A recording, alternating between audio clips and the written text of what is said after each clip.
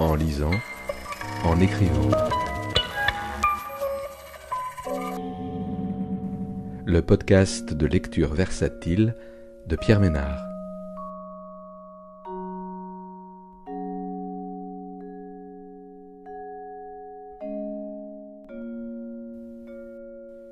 Aujourd'hui, Les Sables de Basile Galley, paru aux éditions Actes Sud en 2022.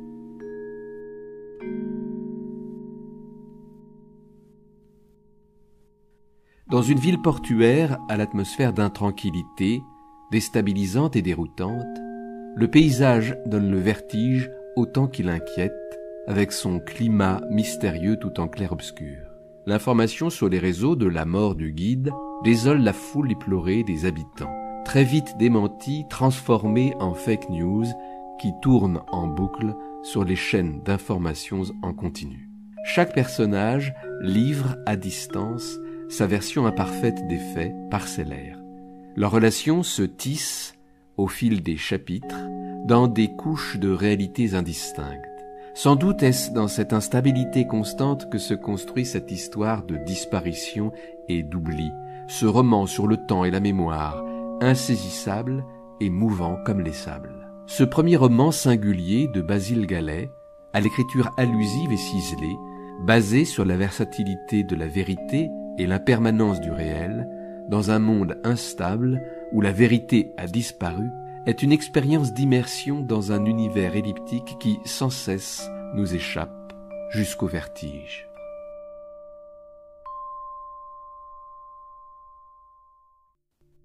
Sur le palier, il découvre une carte glissée sous la porte du studio. Il observe d'un air anxieux l'intérieur de la pièce. Rien n'a bougé. Les moniteurs sont éteints. Les objets éparpillés un peu partout ont gardé leur place initiale. Même la poussière ne paraît pas avoir été troublée par une présence étrangère. Il se baisse, ramasse la carte et referme la porte derrière lui. C'est un paysage aperçu en plongée, un point de vue aérien lointain. Il ne saurait dire s'il s'agit d'une photographie prise par un satellite ou d'une peinture abstraite. Des masses sinueuses et ourlées, peut-être les dunes d'un désert ou des houles océaniques. L'image monochrome ne permet pas de définir précisément ce dont il s'agit. Au centre, un point lumineux autour duquel un réseau concentrique se déploie. Après un instant, il distingue des formes carrées qui entourent l'éclat de lumière. Il pense immédiatement au sable, à ces toits de terrasse où le linge sèche au gré des rafales, des paysages urbains qu'il a vus et revus à la télé, des décors de guerre civile, de chars et de silhouettes enturbanées. Denis retourne la carte. Sur le verso, une phrase manuscrite, dans une écriture légèrement penchée, apparaît. Rien ne disparaît totalement, il est toujours un point incandescent quelque part dans la fourmilière, un monde à construire. L'idée s'impose avec l'évidence d'un rêve. Il ne cherche pas à savoir d'où provient le message. Est-ce la femme aux yeux de louve? Alexander Flea? Les renseignements, peut-être ne sont-ils qu'une seule et même entité. Peu lui importe d'avoir des réponses, désormais. Il sait que les circonstances le dépassent, que sa volonté n'est rien d'autre qu'un mirage au milieu d'un phénomène aux implications bien trop vastes pour les définir.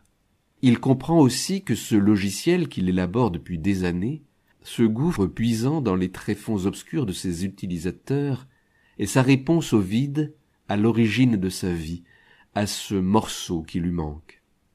Une réponse fracassante et dangereuse qu'il va faire déferler sur le monde. Il se lève et fouille au fond d'un carton rangé sous le bureau. À côté de sa vieille radio portable, il finit par trouver le disque. La boîte en plastique est recouverte de poussière. Il sort le CD, le glisse dans la fente de la tour et allume les enceintes. Des notes de sitar résonnent. La mélodie plonge instantanément le studio dans cette atmosphère qui lui tirait déjà des larmes, enfant, lorsque son père allumait la chaîne hi-fi du salon. Les cordes vibrent, elles inondent la pièce d'un son cristallin. le temps se suspend, les distances se brouillent, et il se retrouve soudain ailleurs, dans un espace intermédiaire empli de soleil et de désolation. Il se penche sur les moniteurs et commence. La vue plonge à l'intérieur du paysage.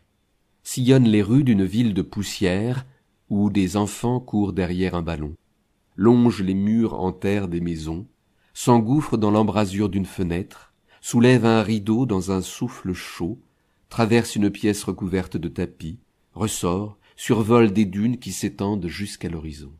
Il laisse libre cours à toutes ces visions qui remontent d'il ne sait trop où, une sorte d'inconscient collectif télévisuel. Son visage est irradié d'une teinte ocre, comme s'il se trouvait déjà là-bas, sur la ligne indistincte de cet horizon de lumière. Le générique se termine par l'image de la carte postale, une vue aérienne, au centre de laquelle un point brille. Au même instant, la musique cesse. Denis fixe l'écran, le visage inexpressif, il pleure. Quelques heures plus tard, il est réveillé par les rayons obliques qui filtrent à travers le store. Une flaque de lumière jaune lui éclabousse les yeux. Cela fait longtemps qu'il n'a pas vu une lumière aussi franche pénétrer dans le studio. Il a dormi d'un sommeil bizarre, un somme sans rêve. Il se redresse, étire son corps maigre et considère la pièce d'un air perplexe. Il semble hésiter quelques instants. Tout est terriblement calme. Un oiseau chante à l'extérieur, un refrain qu'il reprend après de brèves pauses, à intervalles réguliers. Il se sent creux, comme si ses organes s'étaient atrophiés, que plus rien de consistant n'habitait sous sa peau transparente, hormis un infime réseau assurant le minimum vital.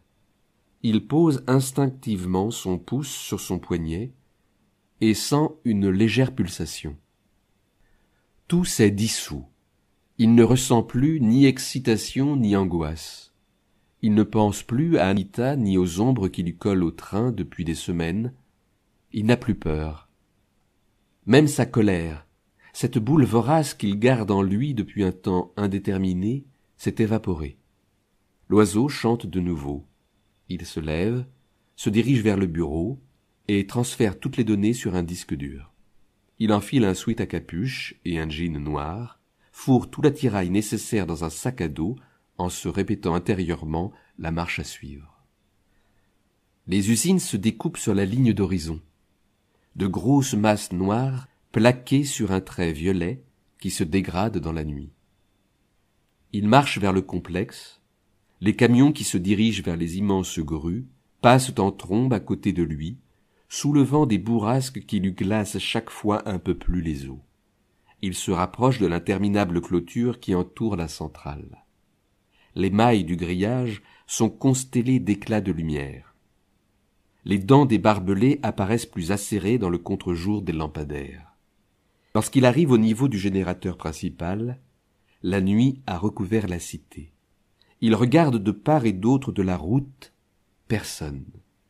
Il sort une grosse pince rouge de son sac et commence à découper un à un les fils de fer, dessinant un carré dans la clôture. Lorsqu'il achève le troisième côté, il enfonce d'un coup de pied le grillage et s'engouffre dans la brèche. Il agit avec sang-froid, comme s'il avait toujours fait ce genre de choses. Une fois posté le long du bâtiment, il sort son ordinateur, branche le disque dur et se met au travail. Il tape à toute vitesse sur son clavier, de nouveau plongé dans son monde de chiffres et de lettres. Il parvient sans difficulté à prendre le contrôle des systèmes. Il modifie les codes d'accès pour se donner suffisamment de temps. L'affaire ne lui prend pas plus de 10 minutes. Lorsqu'il coupe tout, il s'étonne que rien ne se passe. La rumeur des machines continue. La ville brille toujours. Soudain, le bruit d'une alarme retentit puis se coupe. Et tout commence enfin à décroître. Le silence et l'obscurité coulent comme de l'encre sur la ville. Seuls les cris des goélands résonnent, des cris qui semblent se répondre, affolés de leur soudaine portée. Denis reste un moment béat face à ce vide immense qui s'abat sur les formes. La cité disparaît. Il repasse par la brèche ouverte dans la clôture. Cette fois, il entend des voix aux alentours, des corps qui s'affairent pour rebrancher la métropole. Il profite de l'obscurité pour filer en douce, ne traînant derrière lui plus aucune ombre. Il avance à l'aveugle, se fiant à son instinct et à sa connaissance parfaite des artères qui irriguent la cité. Il est toujours envahi par ce calme sépulcral. La voie lactée se dessine, les étoiles scintillent à des intensités dont les variations sont perceptibles. Des poussières luminescentes entourent les constellations d'un halo bleu et jaune qui fend le ciel opaque. Une lumière d'un autre temps couve au-dessus de Denis. Il a le visage recouvert de son casque de cyborg et avance d'un pas déterminé vers le centre. Lorsqu'il s'engage dans l'avenue principale, il aperçoit au bout de la veine noire une bulle turquoise qui flotte dans le ciel. La sphère brille dans l'obscurité telle une planète aperçue dans le vide intersidéral. Il contemple l'astre étrange. Cette vision a quelque chose d'universel et de nostalgique, comme une image d'avant, le reflet d'une terre désormais aussi morte que les étoiles au milieu desquelles elle se fond. Il baisse la visière de son casque et l'active. Il se retrouve exactement au même endroit, au centre de l'avenue, vide, la taille ceinturée d'explosifs. Sans la moindre hésitation, il se dirige droit sur la tour.